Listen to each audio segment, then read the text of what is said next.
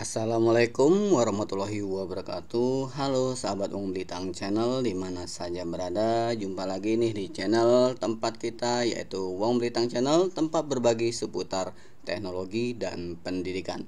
Sahabat Wong Blitang Channel dimana saja berada, berikut ini merupakan video lanjutan part 2 yang mana kita latihan soal esai untuk persiapan uji kompetensi jabatan fungsional guru. Kami ingatkan lagi rekan-rekan, di sini kami hanya niatnya berbagi pada rekan-rekan agar rekan-rekan mendapat gambaran uji kompetensi, sekaligus bagi kami juga, yaitu untuk mendapatkan pengupgrade kompetensi mengenai seputar pembelajaran.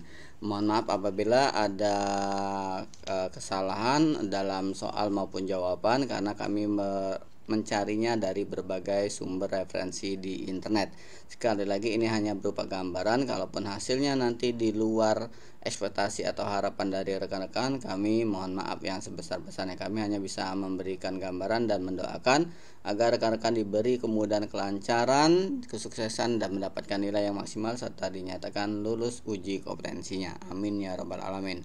Sahabat Om Blitang Channel dimana saja berada, di deskripsi juga kami sudah menyiapkan beberapa link playlist untuk rekan-rekan semua. Apabila rekan-rekan membutuhkan seputar beberapa informasi terkait dengan kurikulum merdeka, PPG, dan sebagainya, silakan dicek dan disesuaikan dengan kebutuhan rekan-rekan semua. Seperti biasa, rekan-rekan sahabat Om Blitang Channel, sebelum kita lanjut, mohon bantuan like, share, dan subscribe dari rekan-rekan semua. Karena dengan bantuan like, share, dan subscribe dari rekan-rekan semua, kami tambah semangat dan terus semangat lagi berbagi dan terus berbagi kepada rekan-rekan semua. Dan semoga channel kita ini, yaitu Wong Blitang Channel, bisa berkembang dan memberi manfaat yang lebih luas lagi kepada rekan-rekan semua. Amin ya robbal alamin. Oke, kita lanjut. Kemarin sudah sampai nomor 3, kita lanjutkan nomor 4, yaitu apabila ada pertanyaan yang menyatakan bahwa apa yang dimaksud dengan penilaian autentik dan berikan contoh instrumen penilaian autentik yang dapat digunakan dalam pembelajaran. Yuk, jawaban kami setelah mencari dari berbagai sumber, yaitu penilaian autentik atau authentic assessment adalah pengukuran yang bermakna secara signifikan atas hasil belajar peserta didik untuk ranah sikap afektif, keterampilan psikomotorik, dan pengetahuan kognitif. Istilah assessment itu diartikan sama dengan pengukuran, pengujian, ataupun evaluasi. Nah, di sini ada 4 jenis penilaian autentik, yaitu penilaian kinerja, penilaian proyek, penilaian portofolio, dan penilaian tertulis. Nah, adapun penilaian kinerja, yaitu penilaian autentik sebisa mungkin melibatkan partisipasi peserta didik, khususnya dalam proses dan aspek-aspek yang akan dinilai.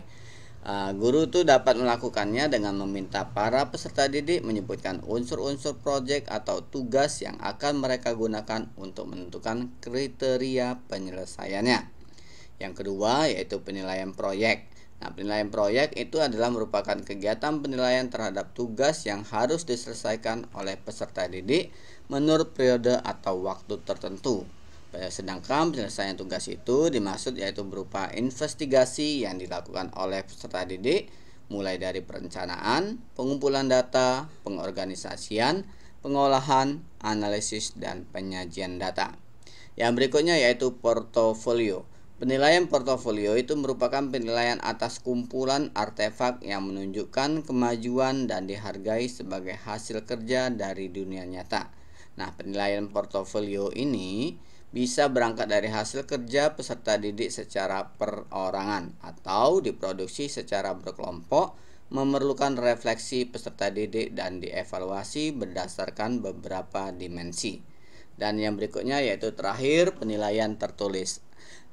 Tes tertulis itu biasanya berbentuk uraian ataupun esai. Nah, di mana menuntut peserta didik itu mampu mengingat, memahami, mengorganisasikan, menerapkan, menganalisis, mensintesis, mengevaluasi, dan sebagainya atas materi yang sudah mereka pelajari. Nah, tes tertulis yang berbentuk uraian itu sebisa mungkin bersifat komprehensif, sehingga diharapkan mampu menggambarkan ranah sikap, pengetahuan, dan keterampilan dari peserta didik. Itu yang soal nomor 4. Oke, yang nomor 5 yaitu Jelaskan konsep inklusi dalam konteks pendidikan dan apa peran guru dalam memastikan inklusi di kelas. Oke, kita coba jawab. Pendidikan inklusi itu merupakan suatu perwujudan pemenuhan hak semua anak dalam mendapatkan kesempatan belajar. Nah, terlepas dari kemampuan ataupun ketidakmampuan, latar belakang budaya, bahasa, agama, gender, sosial, ataupun ekonomi. Nah, hal-hal di atas itu menjadi dasar untuk memasuki modul ini dengan persepsi yang sama. Konsep utama yang terkait dengan pendidikan inklusi itu adalah A. Semua anak berhak memperoleh pendidikan di dalam sekolah. B. Semua anak dapat belajar dan siapapun dapat mengalami kesulitan dalam belajar. Yang C yaitu semua anak membutuhkan dukungan untuk belajar. Nah, di sini guru juga memiliki peran penting dalam memastikan inklusi di kelas dengan cara mengidentifikasi dan menyediakan dukungan yang diperlukan bagi siswa dengan kebutuhan khusus. Berikutnya yaitu termasuk mengadaptasi materi pembelajaran dan menciptakan lingkungan yang inklusif dan ramah bagi semua siswa. Berikutnya yaitu nomor 6. Jelaskan pentingnya mengembangkan keterampilan abad ke-21 bagi siswa dan berikan contoh keterampilan abad ke-21 yang dapat diperkuat dalam pembelajaran. Oke, di sini kita mengulas balik yaitu pentingnya penguasaan terhadap keterampilan abad 21 itu dikarenakan pada masa ini peserta didik itu dituntut untuk dapat mengembangkan life skill maupun soft skill, diantaranya meliputi kemampuan berpikir kritis dan memecahkan masalah, kreativitas, berkomunikasi, serta juga berkolaborasi. Nah, keterampilan abad ke-21 itu juga merupakan suatu keterampilan yang penting yang harus dikuasai oleh setiap orang, sehingga berhasil dalam menghadapi tantangan permasalahan kehidupan dan karir di abad ke-21. Nah, menurut Sudharma 2014, terdapat beberapa kreativitas guru yang perlu ditingkatkan seiring dengan perubahan pembelajaran abad ke-21. Yang pertama, memiliki akses informasi yang luas dan cepat. 2. Meningkatkan kreativitas membaca. Ketiga, meningkatkan kreativitas menulis. Dan yang keempat, meningkatkan keterampilan dasar pembelajaran. Keterampilan skill yang tergolong dalam kompetensi abad 21 adalah critical thinking atau pemikiran kritis, creativity atau kreativitas, collaboration atau kolaborasi, dan communication atau komunikasi, serta information literacy, informasi literasi, dan juga media literasi atau media literasi, atau teknologi literasi, atau juga kita kenal dengan literasi teknologi. Oke, yang berikutnya yang nomor 7. Bagaimana guru dapat mempromosikan pembelajaran berbasis proyek di kelas? Berikan contoh implementasinya dalam pembelajaran. Oke, kita coba jawab dengan cara yaitu guru dapat mempromosikan pembelajaran berbasis proyek dengan memberikan tugas atau proyek yang menantang dan terkait tentunya dengan dunia nyata. Adapun langkah-langkah pembelajaran project based learning, 6 langkah pelaksanaan pembelajaran berbasis proyek, diantaranya yaitu yang pertama, mempersiapkan pertanyaan penting terkait suatu topik materi yang akan dipelajari. Yang kedua, menyusun rencana proyek. Yang ketiga, membuat jadwal. Yang keempat yaitu memonitor pelaksanaan pembelajaran berbasis proyek atau project based learning. Yang kelima, menguji maksudnya dan memberikan penilaian atas proyek yang dibuat. Nah, contohnya adalah meminta siswa untuk merancang dan mempresentasikan rencana bisnis, membangun model, atau juga menyelidiki masalah sosial yang relevan. Pembelajaran berbasis proyek ini diharapkan dapat mendorong siswa untuk aktif dalam eksplorasi, riset, maupun pemecahan masalah. Oke, yang nomor 8. Jelaskan pentingnya penggunaan teknologi dalam pembelajaran dan berikan contoh teknologi yang dapat digunakan dalam meningkatkan pembelajaran. Oke, seperti yang kita ketahui dalam dunia pendidikan, peran teknologi informasi itu sangat penting sekali. Kenapa? Karena untuk meningkatkan efektivitas proses belajar mengajar. Nah, teknologi itu dapat digunakan untuk memfasilitasi proses pembelajaran. Nah, mungkin rekan-rekan ada yang sudah pernah gunakan, itu seperti e-learning, video conference, ataupun aplikasi pembelajaran yang interaktif. Nah, adapun berikut ini manfaat TIK di bidang pendidikan yang dikutip dari laman sumber belajar Kemendikbud. Oke, yang pertama, informasi semakin cepat diperoleh dan diakses untuk tujuan pendidikan. Yang kedua, munculnya e-learning untuk menunjang kemudahan proses pendidikan. Yang ketiga, materi pelajaran dapat dibuat lebih menarik dan interaktif. Yang keempat, pelajar mudah memperoleh ilmu pengetahuan dan informasi. Yang kelima, TIK menawarkan perpustakaan digital yang mudah diakses. Oke, yang nomor 9, jelaskan pentingnya pembelajaran sepanjang hayat dalam konteks pendidikan dan apa yang dapat guru lakukan untuk mempromosikan pembelajaran sepanjang hayat bagi siswa.